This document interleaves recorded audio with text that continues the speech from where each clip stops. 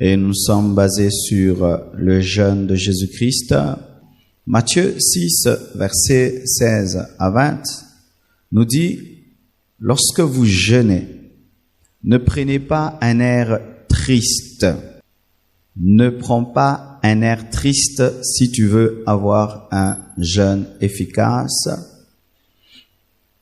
D'abord parce que le jeûne est une invitation de Dieu. Parce que le jeûne n'est pas une corvée, ce n'est pas une punition. Amen. Dieu ne te punit pas en te faisant jeûner. La tristesse détruit la puissance du jeûne. Même si tu maigris, même si tu deviens faible, veille à ne pas être triste. Amen. Donc, lorsque tu jeûnes, n'aie pas deux motivations. Amen.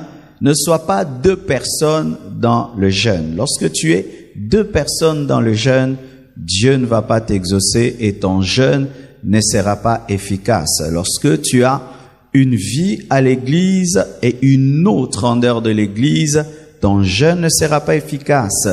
Si ta manière de te comporter à l'église est différente de ta manière de te comporter en dehors de l'église, ne joue pas au saint si tu n'es pas saint. Amen. Autre. Et que dit la Bible? Qui se rendent le visage tout défait pour montrer aux hommes. Il fait un jeûne devant Dieu, mais la motivation, ce n'est pas Dieu. La motivation, ce sont les hommes. Mais il fait comme s'il faisait un jeûne devant Dieu, mais sa motivation, ce sont les hommes. C'est de l'hypocrisie lorsque tu jeûnes devant Dieu, mais pour que les hommes te remarquent. C'est de l'hypocrisie lorsque tu fais un jeûne devant Dieu, mais pour être acclamé par les hommes. Lorsque tu fais un jeûne devant Dieu, mais pour battre un record parmi les hommes. Lorsque tu fais un jeûne devant Dieu pour impressionner tes frères, impressionner tes sœurs, impressionner ton pasteur. Lorsque tu fais un jeûne devant Dieu pour avoir les acclamations de l'église et pour après commencer à staffer spirituellement, tu es un hypocrite. Tu ne manges pas, tu le dis à personne, personne ne remarque que tu n'as pas mangé. Mais c'est pas, on te donne la nourriture. Moi je jeûne, moi je jeûne, moi je jeûne. Tu vas au boulot, un petit secret, moi je jeûne, moi je jeûne. Tu peux dire merci, merci, j'ai pas soif, merci, j'ai pas faim. Amen. Hein? Mais tu dois pas crier partout, je jeûne, je jeûne, je jeûne, je jeûne, je jeûne. Pendant 40 jours, je jeûne, je jeûne, je jeûne. Je te dis, tu vas sortir du jeûne sans aucune récompense. Jeûner, bien-aimé, ne t'empêche pas d'être propre et ne t'empêche pas de brosser les dents et de te laver. Amen. Car même, là c'est une parenthèse, souvent l'église sent mauvais lorsque les gens jeûnent parce que les gens ne brossent pas les dents et quand vous criez, ça schlingue, et il y a des gens qui sont trop sensibles aux odeurs. Il y a une sœur qui est venue me voir hier au bureau qui m'a dit, pasteur, demande aux frères et sœurs de l'église de brosser les dents pendant les jeûnes parce que les précédentes fois, ça a été terrible. Il y a des gens qui jeûnent même le Pepsodent et la brosse à dents, ils jeûnent l'eau, bien aimé.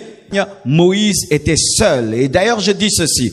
On reconnaît la vie de prière d'un homme lorsqu'il prie seul. Prier ensemble n'est pas extraordinaire. C'est efficace, mais ce n'est pas extraordinaire car tu peux prier pendant 3 heures du temps parce qu'un modérateur te pousse et parce qu'une chorale te pousse. Mais être capable tout seul de t'agenouiller et de prier 3 heures du temps sans modérateur ni personne, là c'est la vie de prière. Alléluia.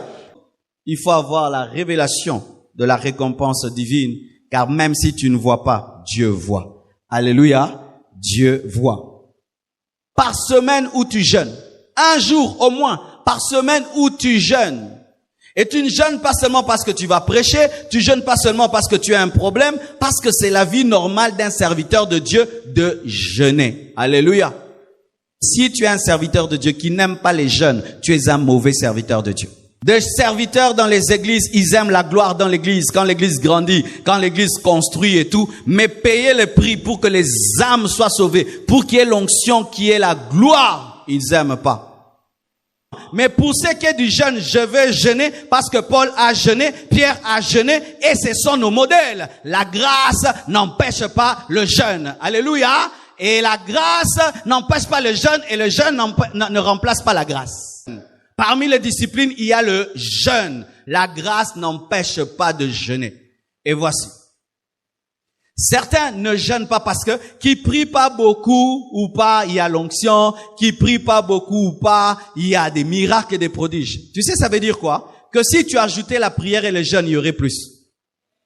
Les miracles et les prodiges qui se manifestent dans ta vie, même si tu ne pries pas, tu ne jeûnes pas, même si tu ne te consacres pas, en soi sont des invitations pour de plus grands miracles et pour une plus grande vie de consécration.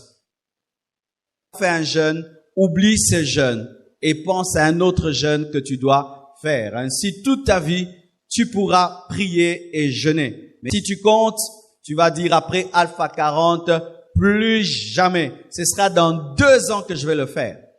Certaines personnes croient que Jésus-Christ n'avait jeûné qu'une seule fois dans son ministère, dans le jeûne de 40 jours. Mais la Bible nous dit qu'une fois, Jésus-Christ, lorsqu'il causait avec la femme samaritaine, ses disciples sont venus pour lui donner la nourriture. Il a dit, je suis en train de manger une autre nourriture. Ma nourriture est la volonté de Dieu. Jésus était en train de jeûner. Jésus-Christ n'avait pas seulement jeûné au début de son ministère, mais même dans son ministère, il jeûnait. Car là, il a refusé de manger parce qu'il se nourrissait de la volonté de Dieu. Si tu es une maman, tu peux jeûner. Même si tu es papa, tu peux jeûner. Et c'était une grand-mère, 84 ans. Mais ça n'est pas quoi. 84 ans, ça n'a sensibilité. Et bon, il y a 30 ans, il y a 40 ans, il y a 50 ans. Okoyoka peut opérer dans le prophétique. Et toi, un jeune, la Bible dit que Dieu répandra son esprit sur toute chair. Vos fils et vos filles prophétiseront. Mais elle n'était pas concernée par ce verset. Elle était une vieille, mais elle a prophétisé. Un jour, ne lâche pas. Même si tu as faim, même si tu es fatigué, parce que tu ne sais pas ce qui peut arriver. Le jeûne te donne la force d'assumer qui tu es. Car la Bible nous dit après le jeûne de Jésus-Christ, il est allé dans le temple, il a ouvert le livre d'Ésaïe et il a lu, l'Esprit du Seigneur est sur moi, car il m'a oint pour annoncer la bonne nouvelle aux pauvres. Jésus est le seul bébé qui a choisi son nom, il est le seul bébé qui dirigeait sa poussette. Que ce qui est à toi vienne vers toi. Que ce qui est à toi te cherche et te trouve. Te cherche et te trouve. Te cherche et te trouve. Te cherche et te trouve. Tu sais pourquoi tu luttes avec les hommes? Parce que tu ne luttes pas avec Dieu. Le jour que tu lutteras avec Dieu, tu ne te battras plus avec les hommes. Parce que si je peux lutter avec Dieu, j'étais déjà tapé. Qui pouvait empêcher à cette femme Anne de rencontrer Jésus? Impossible. Elle avait déjà percé en esprit, de sorte que Joseph et Marie pensaient qu'ils y allaient pour eux, alors qu'ils y allaient aussi pour Anne. Que Dieu vous bénisse et qu'il vous donne la force de le chercher, de le chercher, de le chercher. Nous sommes debout, nous entrons dans cette onction, nous prions et nous disons à Dieu, je veux ces choses. Prions au nom de Jésus. Yenda razabaka. Ikababa bashanda. Yenta baba.